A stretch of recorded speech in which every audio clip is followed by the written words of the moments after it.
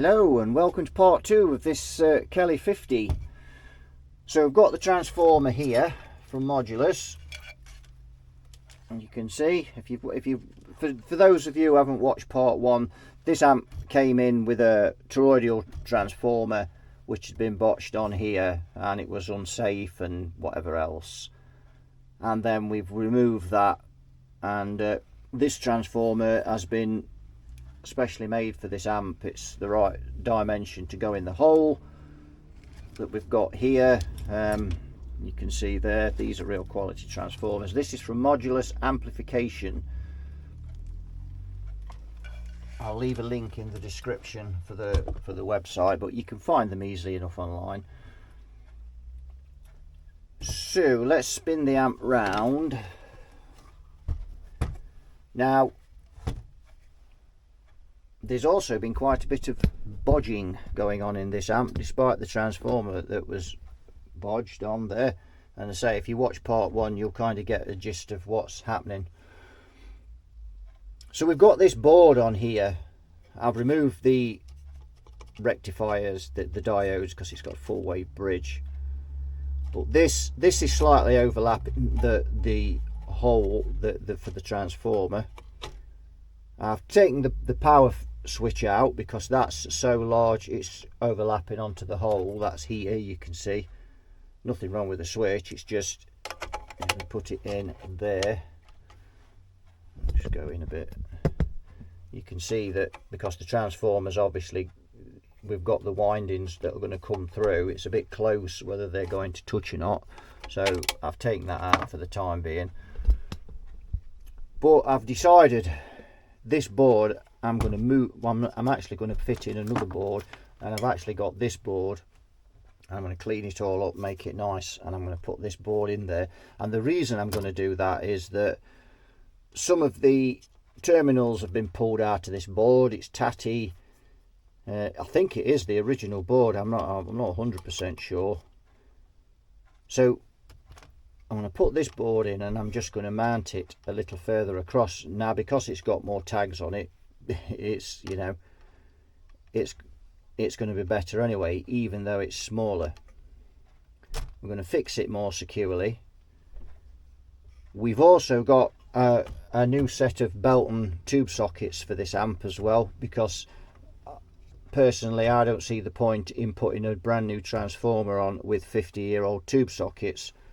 I just think, given the fact that this has already had a transformer blown before, and when I look into this amp I can't really see anything in here that says yes, we've changed that because the transformer was blown. I don't like the look of those sockets, they don't look great, and if they were to flash over and pop this transformer out again, then we've, you know, so it makes no sense for sake of putting on some new tube sockets. So they're going on. We've got the HT fuse in there, so that's fine. We just need to make sure it's got the right values of fuse. The bias is, well, this was glued on there, remember, and that's all come off. There's the wire there going to the grids on the output tubes. Just a pool fest, basically. So all of this is being removed, this board. These sockets are being changed. These speakers sockets have got to come out and get rid of all of this mess. Now the power supply situation on this, so we've got two 32 cans here, 32 and the same in the other one, so twin cans. But we've got these two caps here wired in series, and these are 247s wired in series, so obviously they're down to 22ish, whatever. So we've got less smoothing, and these are smoothing the first node, the centre tap, the first node. We've got less smoothing on the first node than we've got on the second, third and fourth nodes, which again to me it just seems a bit ludicrous. So one half of this 32 down here, if we just hone in there, is smoothing the screens. Yes, yep, smoothing the screens. And then we've got another one here that's going over to the preamp section, and these two are also going over to the preamp sections.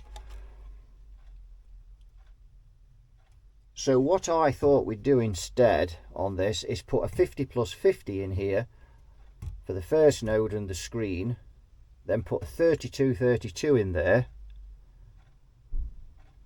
and then just put another capacitor up on here somewhere on this preamp rail if we can find room, or just on the end of this board, and then just have, we'd still have the same amount of smoothing, i.e. we'd have first node, second node, third node, fourth node. On here we've got first, second, third, fourth, fifth. So if we have 4 and then we have one cap on here for the fifth smoothing node, we'll be away with that. So I think that's a better way to approach this. But this on here excuse me, but this on here is ludicrous. Only 22 on there, and yet we've got 32 on the screen. How does that work? So we need at least 50 microfarad on this first node. We need that. Oh, of course, these two are in series, and we've got a couple of balancing resistors, which obviously we can lose those, because the caps I've got are rated at 500 volts. These are only rated at 450. I'm guessing these used to be 100 microfarad and they've been changed. That's what I'm guessing. On from there, we're looking at sorting out this preamp section. All these caps are done. We need to change these again because red, are these leaking? Red plating tubes, they're still the original caps. Red plating tubes leads to a blown tube, could lead to the transformer. So we need to make sure that this is going to be sorted. All the plate resistors, I'll change the carbon comp, because I don't want this amp back in 3 months time frying away like a cooked breakfast. So there's a lot of work to be done on this amp. This isn't far off a full rebuild to get this amp right, but we need to get this amp right. It's just, it's been botched, and the thing is, the transformer was botched on it. This has been botched up, this has been botched up, and so my philosophy is just get the lot out and let's do it right. Right, so there's the board out, and we've got this one to go in, so we're going to see how well he fits on there, and he fits a treat on those two. But I think we'll have some better bolts than that. Those wires there, that's the choke, I think. So we need to look at those. That. So you can see we're going to get just as much on there, and we're away from the transformer there. So that's one problem solved. Now the other problem is this transformer. We need to tidy up these bolts. These are for the choke on these cage bolts. I'm not sure about those, because I'm not sure they're the appropriate thing for fastening transformers on. And then we've also got the bolts here. We've got no star washers on these bolts on there, so that's something else we need to look at. We also only seem to have, and we've got, I just noticed there, they must have had this board out.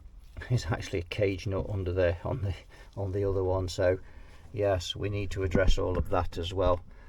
So there's quite a lot of things in this amp that need changing. Very strange as well when we look at these nuts and bolts in here. They're countersunk nuts and bolts. They look, and I'm sure they're original because they're all over the amp. You can see them on the tube sockets and everything, but it looks awfully botched. But they've obviously been in it from the year it was manufactured. Look at all the baking on here, my word. Right, let's have a look at one of these caps we've got out of here. This is a Erie, I think that's pronounced, or Aya, I don't know. It says Erie to me, but I've got a feeling that's not. Someone will tell me the pronunciation of that. Keep seeing these. Usually they are blue colour, but in most of the Carlsbergs and things that I've seen them in. But there we go, 32 plus 32 at 500 volts. So we've removed him, and we're going to remove the other one as well. It's there. got all that out. Right, let's have a look at what we've done. So we've removed the tube sockets that are gone. All the wiring here, a load of wiring and rubbish come out. This we've fitted now, and we put some new bolts in. I had to take the choke off to get that bolt in there, but we've got that in. We've got some washers to support it underneath, and he's solid, and he needs to be, because he's going to have all the power, the diodes and things on there. So these cage nuts are original, and I couldn't really see, but you can just about see one of the holes there where they originally went through. So they must have lost the cage nuts, or they couldn't get them to fit on properly, or they couldn't be bothered, whatever. So what I've done, left the original cage nut under there, although I did have that out to check it. So I've had this board up. The star washers on these three, so they're now nice and tight now. I've got the electrolytics fitted. If we come over here, and you can see on the bench I've got trays of bolts and star washers and all sorts while I've been doing this. So the caps are in now. We've got new bolts in there, new bolts in the brackets to tighten these up as well.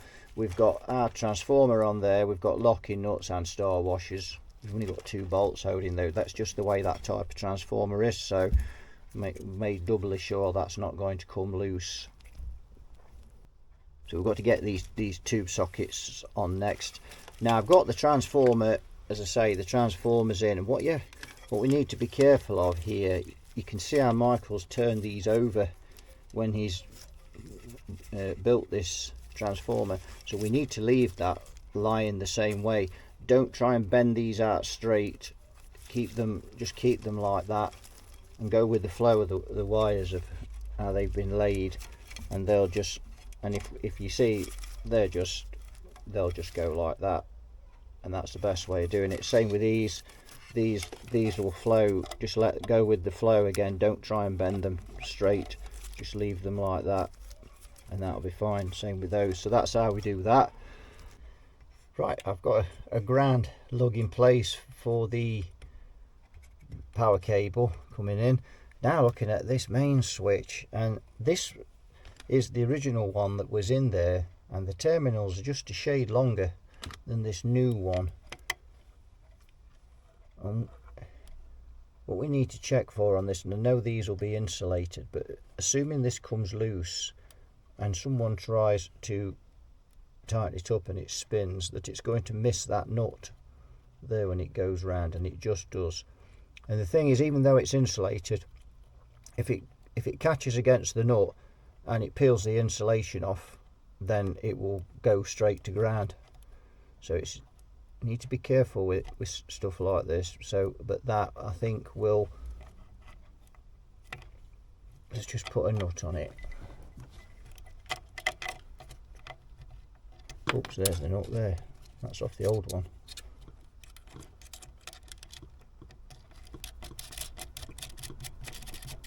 So we'll leave that loose. Excuse the traffic, I've got the door open. So yes, that does miss. Yeah, that's just okay. But we'll have to put the wires on and insulate it before we put the switch in, because we won't be able to get in there at all. But that's okay. It fits, it's tight, and it's not going to skim that, so we're fine. Things are taking shape. So let's just have a look what we've done so far. So we've got the AC feed from the transformer for the high tension, and we've got the bias wires going here. And what I've done is, as I said before, not to straighten these out, just go with the way that they've been put in. The transformer come down here. We've got the diodes in on the bridge rectifier there. They're connected up, and we've connected all this up, connected all the grounds up here through here. So we've got all of that done, and we've got this filament wire in here as well. Now I was going to take this around the outside of the chassis till I quickly realised that if we look here, you can see that the bolt for the when it's put in the case, so it would have meant that the cable was right across that bolt hole, and when we screwed the bolt in, there's a fair chance it would have pierced the wires, which would have shorted them, which would have been goodbye transformer, as there's no fuses on the filaments. So we've gone across here, come back down, and then back inside the chassis, and then over to this tube. It looks tidy enough. It's not the way I wanted to do it, but as I say, that's too much of a risk, having wires too close to those bolts there. So we've done that. We've got the centre tap on. We've got the ground lugs in here. We've got a star washer on the back, and we've got a lock nut on top there, so he's nice and tight. He's not going anywhere. And we've started putting the components in for the bias here, which we've just basically copied off this board, and you can see the state of this board to that board is a much better board there. In actual fact, that's an old RS board, radio spurs, very old board I had lying around. Can't remember what it came off, but it's a really good quality thick board, so I thought we'd save it, and it's come in handy. Really, it's worked a treat in this amp. Cleaned all the terminals off before we started, so we've got some nice shiny soldering points. Got rid of all the flux and old solder off the terminals before we started. That's what came out, and that's what's gone in there. Now we need a capacitor in here, and this one's not going in. It's just it's come out of something else, and or it's going in something else, should I say. So that's just going to fit in there like that, and that'll be the capacitor we want. Now, why have I moved the rectifiers, the diodes down here? Well, I didn't want a diode going across this nut here, so I've moved those across, just not use these two lugs. We didn't need them anyway, and if we do happen to need a couple of spare lugs, we've got them there for anything. But that's all worked nice there, so that's absolutely fine. We still need to drill a hole here. I suddenly realised we've got to ground this bus, so we need to drill a hole there. We can take the bias ground to there while we're at it. So I just cut all these off. I just cut the terminals off those caps, so it just reminds me of what resistors were on there. And we've got this 1.5k from the first to the second node. Not sure why we've got that when we've got a choke, but yes. So what I'm going to do is I'm going to wire this up the same as the Selmer's treble and basses, because the guy that built this amp also worked at Selmer, and I think he designed the treble and basses, and I think this preamp section is about the same. It looks the same at a glance. Certainly the coupling caps are the same. The cathode resistors on the preamp stages are the same. Some of the plate resistors are the same, 220Ks. It's what they generally have on those. So I think I'm just going to use that schematic for the power supply. But as I say, I kept these values just in case we needed them. And these resistors that went in, that have been put in, and these have been put in recently, these are a bit naff. You see how they've dropped, the ends have dropped off. There's another one up here, further up in there, and his end has dropped off as well, the one there. So those are a bit rubbishy. I don't quite know who put those in, or whether somebody's even been modding this. That's something else we've got to look at, because these caps don't match up with these resistors don't match up with these resistors. Obviously these are carbon comps, they're carbon films by the look of it, so I don't quite know what happened there. Right, pushing on with this now. We've got the bias pot installed on there, so I knew we'd make use of those lugs. We've got the bias cables, the violet wires there connected up for the bias.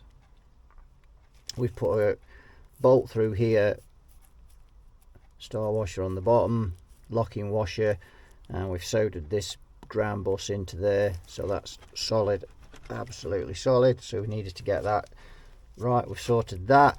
We've wired up the center tap from here, and we've wired up obviously from the diodes, the feed, their DC feed. We've got one side of the choke in so far. We're having to rewire that choke, and I'll show you that a bit later, but we've got that. Now I'm also looking at actually we have got the choke wired in, we've just not got it wired in on the other side there. As I said, I'll show you that in a minute. So now we're looking at these drop-in resistors. Now if I look on here, I've got a 22k. You can see that one that's fallen apart there, and I certainly don't think that's original. I've also got a 1.5k, which actually went from first node to second node, and somehow that was across the choke. I'm not quite sure what they were doing with that. Right, I've got a bit further. So we've got 22 going out to node 3, then another 22k to node 4, then we've got a 10k going here to node 5. And the reason I've used that is because I'm going to do some mods to this amp. I've had a word with the customer, and considering that we've done so much work to this amp, he's decided to have these channels modded slightly, which makes sense to him because he's already got a Selma treble and bass, one that I actually restored a couple of years ago. So there's probably a little point of having this amp the same while is what it is. I mean, it's not original anymore, so it wasn't original when the output transformer went on it, but now we've got, you know, the mains transformer changed, and we've just changed. It's a full rewire really through here. So this I've added this 10 watt resistor onto these spare lugs. Like I said, I knew they'd come in handy for something, and we've got that in there. And I've just put a smidgen of solder, so those two are now they obviously they're connected on the pin of the capacitor, but I've just put another smidge of solder just on there as that comes down, just to stop that being pushed down onto that ground there. It's absolutely solid, that is. It's great. So that's worked out really well. Then we've just connected that to the capacitor here, and then from there we've just connected the wire which comes out here. We've got the 3 wires for the 3 nodes on the preamp stage here.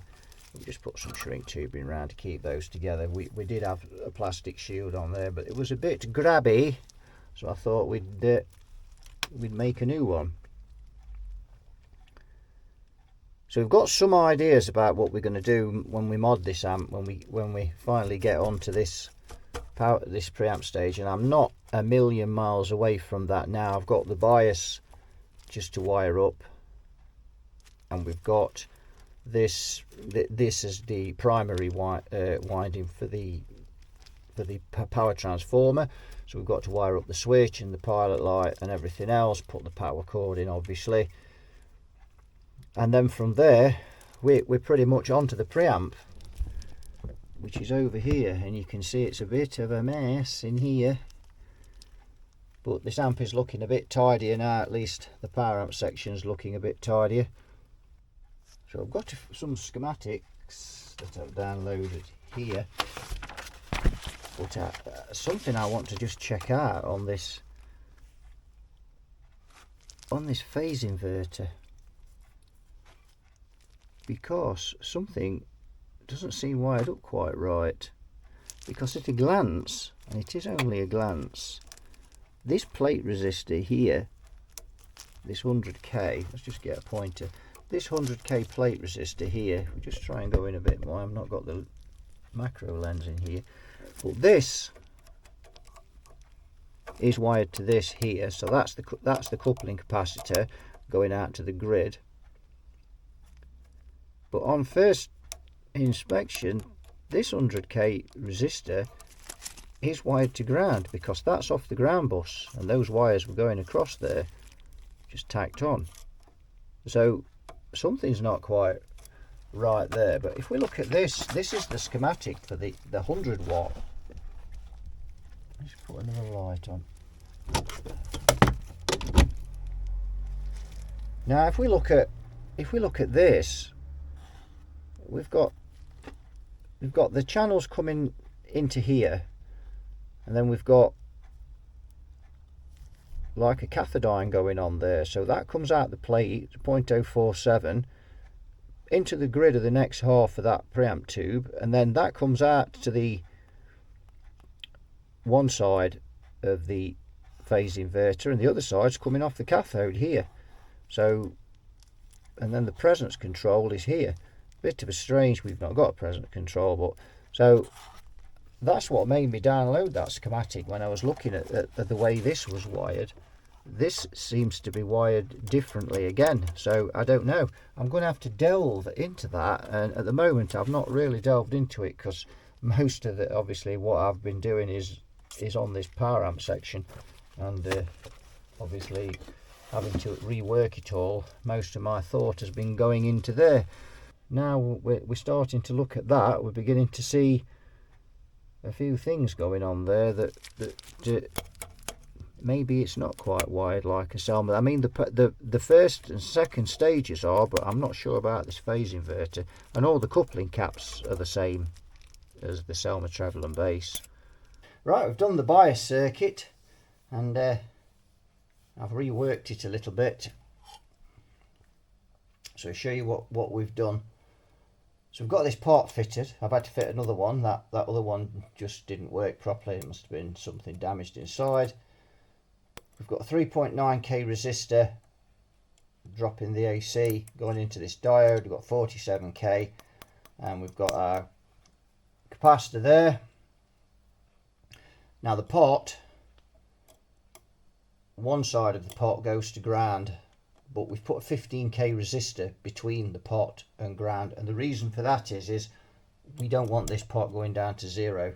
If someone turns it down to zero, to its hottest point, to 0 volts, it'll just, the tubes will smoke. So if we look on the meter there, you can see the meter on there. We just zoom in a bit. The meter that you can see there that's ticking away. So if I'm just going to start putting the voltage on there. I've got a current limiter on the amp. There's no tubes in it, but the current limiter is just for protection. And if you're going to turn this up to full voltage, you should also have a current limiter on, just as a safety precaution. So you can see the bias is going up now. We've got -19 and climbing. We've got going up till we get to 240. I remember the other thing that if you're doing this, the B plus will have 489 volts on this amp when it's turned up to 240. So you'll be very careful what you're doing, and you'll need to discharge the caps. So if you're not confident, don't do this. So we're up to 240 volts there, and I've got -32. So if I turn the pot, you can see that goes right up to -40. So it'll go up to -42, which is obviously going to be cold. And if we go the other way, we go to -33. Now that's -32. Now that would leave, well, it's almost 33 there. That would leave the tubes hot, but not hot enough to burn them up. And as you know, assuming someone turned this, so there's a little bit of, dare I say, idiot proof in this. So it'll only go down to 32. So we not that negative volts is any indication of bias, but it's, you know, for a couple of EL34s, I'd be guessing somewhere around 37, 38 with this sort of voltage. But obviously it's based on the current the tubes draw. And that's how that works. Now if this pot fails, because it's wired in parallel with this 47k here, if it fails, the bias will go stone cold and protect the tubes. So if you're going to wire a bias pot in with a circuit, because you see some of them where they're wired in series. If the pot fails, the tubes are gone. So by doing it this way, it protects the tubes if the pot fails, i.e. it gets some dust in it or something. So that's that sorted out. So what we're going to do now is I'm going to put the tubes in and the phase inverter tube only. The rest of this we're not bothered about. This preamp section, if we just drop in, we're not bothered about this preamp section or anything. We just want to get this amp running, just the power amp section. Tacked a capacitor in there because one of those fell apart. Most of these components are dropping to bits. You can we pointed out there's a plate resistor there that's just dropped to bits. So they're very frail, these components, but we've not got those connected up, so it's not a problem. We've only got the phase inverter connected up, and that's what we're going to do next. So I'm going to power down, discharge the caps, and we should be good to go. Right, we've got the meter connected up to the B+. I've got another meter here which I'm just going to monitor the bias voltage and whatnot. So we're just going to go up now. I've got the tubes in and I've got the phase inverter tube in. Remember, the other stages are not connected. So you see going up there, we're just gently bringing this voltage up.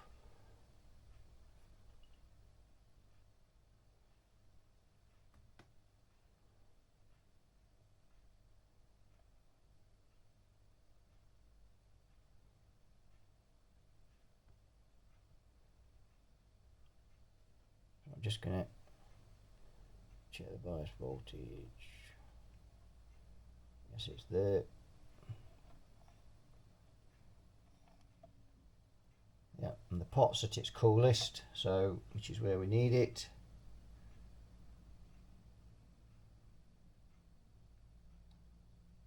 So we've got 62 volts now going into it and climbing, and we just keep turning the variac up. Current limiters on, we've got a 40 watt bulb in there.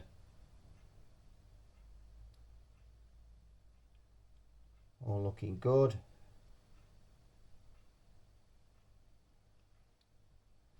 Bulb's just beginning to glow a little now.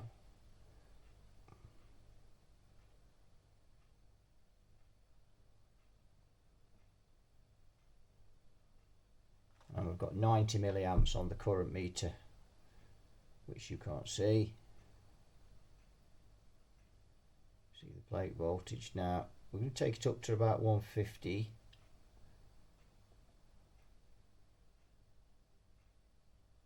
And we'll watch for that voltage coming down.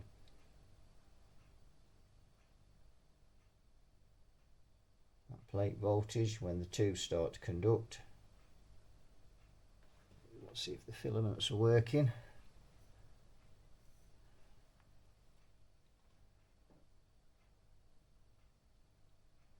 And it's beginning to drop, you can see there, so the tubes are conducting.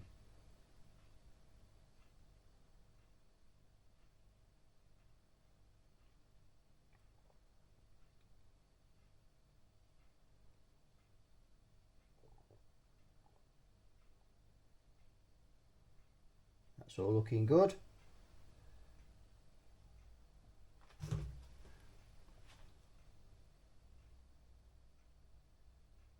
just going to bring the variac to 240 because it's gone above 240, and that'll bring this the voltage has dropped.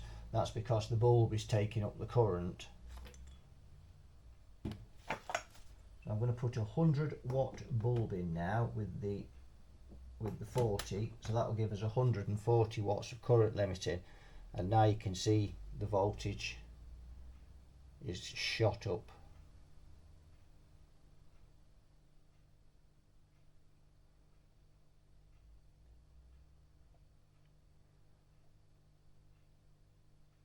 And we've got hum through the speaker.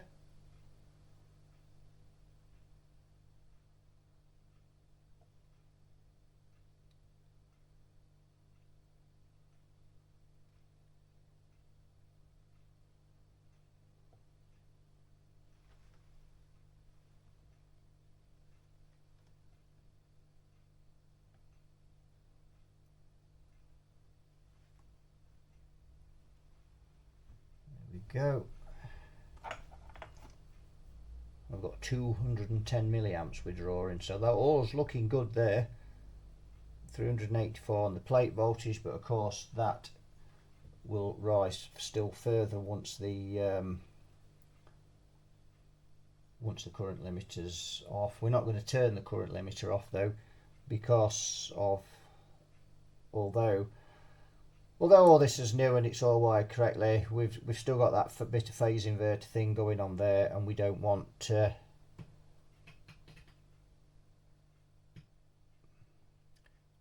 any problems. Yeah, that's fine. Negative 39 there.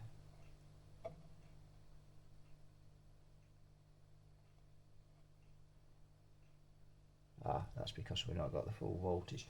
Right, I'm just going to drop this 40 watt bulb out, and I'm going to put in 200 watts of current limiting, and that's brought the voltage up a bit more. It should also have brought up the bias voltage is 39.8, so that's absolutely spot on. All that looks good. We can ease a little bit more into it.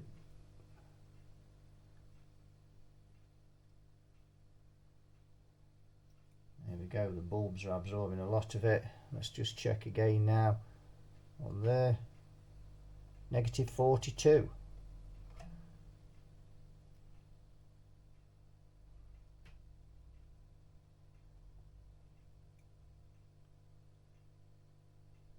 Negative 43. Let's just turn that back. Yep, and that comes into our window. Yeah, that's absolutely fine. So all that's good.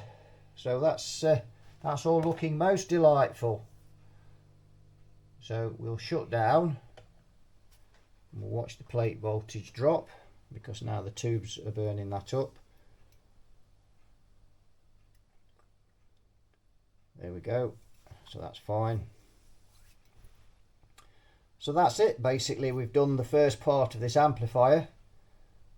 So now we need to be looking on to the next part, and I'm going to make this a part 2 video now. So we're going to, in part 3, we are going to start work on this preamp section. So we're going to gut it completely, and the reason for that is as I've said before, we've got these resistors are all dropping to bits. They're really brittle. Most of these caps, probably with the exception of that one and that Weimer down there, are all tatered. I think this one's got a crack in it. The one that came off was also split. So we're just going to gut the lot, and we're also going to mod these channels. Remember, we're going to do some mods, because as the customer says, he's already got a Selma treble and bass. So we're going to do a bit of a JTM 45 on one channel, and we're going to do something like a deluxe reverb on the other channel. So that'll be what we're doing in part 3. It's been a bit of a tricky one, this, in some ways. There've been a lot of things wrong with it, and it's been completely rebuilt so far. All of this is, you know, if we just go, let me just take the zoom down a bit. That's better. There we go, zoomed out. So all of this power section has been rebuilt. New switch, new pilot light, that fell to bits. We've recapped it. We've modelled the caps better to how they were in this amp. Remember, we finished up, we got 22 on here, and 32 on the other stages. Now we've got 50 plus 50 for the screens, and then we've got 32, 32 and 33 up there. So all good there on that department. Rebuilt the bias, new bias pot. The other one was tatered and it was also floating about. So we've done that, got all that sorted out. New diodes. And incidentally, when I first tested this amp, I got a short on it. One of these diodes failed as soon as it was switched on. It tested okay on the meter when I was putting them in, but one of them failed straight away. I took the HT fuse out, and I'd still got the short. Obviously the bulb caught it, the current limiter caught it, so the bulb just lit up, so it wasn't an issue. but I took the fuse out and it was still the same, so it had to be the rectifier. That's all that was in circuit, and it was this diode here we had to swap. So you do occasionally find new parts that are faulty, so that's another reason why you need the current limiter, because any problems like that, the current limiter catches it, so no damage done to the transformer. So that'll do it for this one. Thanks for watching, and you all take care, and I'll see you all in the next video. Bye bye for now.